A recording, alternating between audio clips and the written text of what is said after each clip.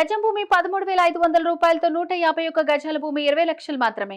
నిరంకుశ పాలనలో మగ్గిపోతున్న ప్రజలను రాజకీయ నాయకుల కబంధ హస్తాల నుండి కాపాడడానికి ఏ విధమైన అర్థబలం, ఏ విధమైన అంగబలం లేకపోయినా నేను నమ్ముకున్నది మా ప్రజల యొక్క నైతిక బలం.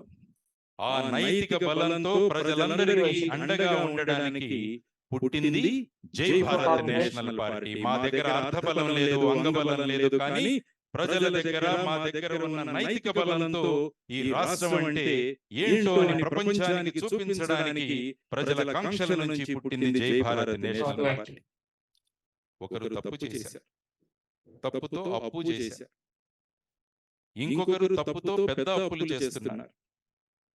వేరొకరు తప్పుతో అప్పు చేసిన వారి పక్కన ఉంటున్నారు. మేము తప్పు చేయము, అప్పు చేయము. మేము తప్పు చేయము, అప్పు చేయము.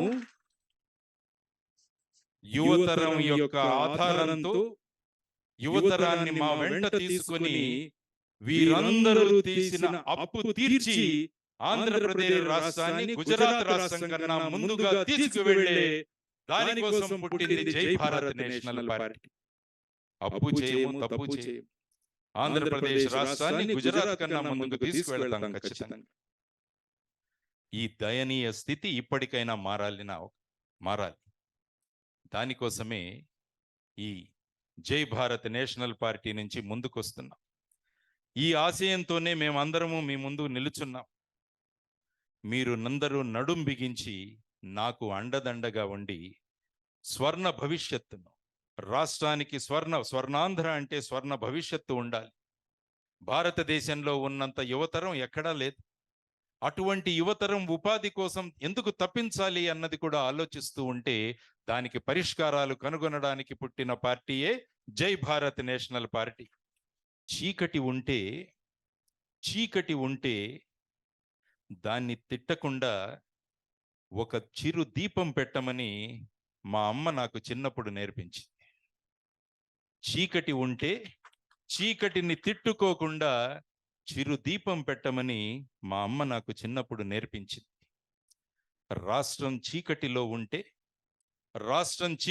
ఉంటే నేను ఈ రోజు పెడుతున్న ఈ చిరు దీపాన్ని చూడ్డానికి మా అమ్మ కూడా వచ్చింది. ఈరోజు చీకటిలో ఉన్న రాష్ట్రాన్ని వెలుగులతో నింపడానికి ఒక చిరు దివ్వే మా జై భారత్ నేషనల్ పార్టీ. అందరూ చీకటి చూసి భయపడిపోతుంటారు. అందుకనే మా అమ్మ చెప్పింది, చీకటి కోసం భయపడద్దు, నీ ప్రయత్నం ఒక చిరు దీపం పెట్టు అక్కడ. కాబట్టి ఈ రోజు ఈ రాష్ట్రం చీకటిలో ఉన్నందున ఒక చిరు దీపాన్ని మా జై భారత్ నేషనల్ పార్టీ రూపంలో వెలిగించాము. ఈరోజు ఈ వెలుగు ఖచ్చితంగా అందరికీ చేరుతుంది, కోటి కాంతులను నింపుతుంది అని నేను మనస్ఫూర్తిగా అనుకుంటున్నాను. అందువల్ల ఈరోజు ఈ కార్యక్రమానికి విచ్చేసిన మీ అందరికీ కూడా కృతజ్ఞతలు తెలియజేస్తూ, ఈ జై భారత్ నేషనల్ పార్టీ ఒక వెబ్సైట్ కూడా మేము తయారు చేశాం. ఎందుకంటే ప్రజలందరూ మా వెంట ఉంటారు. ప్రజలకు మేము ఏమనుకుంటున్నామో, మా అభిప్రాయాలు ఏంటి అన్నవి తెలియజేయడానికి ఒక వెబ్సైట్ కూడా తయారు చేయడం జరిగింది. అది కూడా ఇప్పుడు లాంచ్ చేయబోతున్నాం.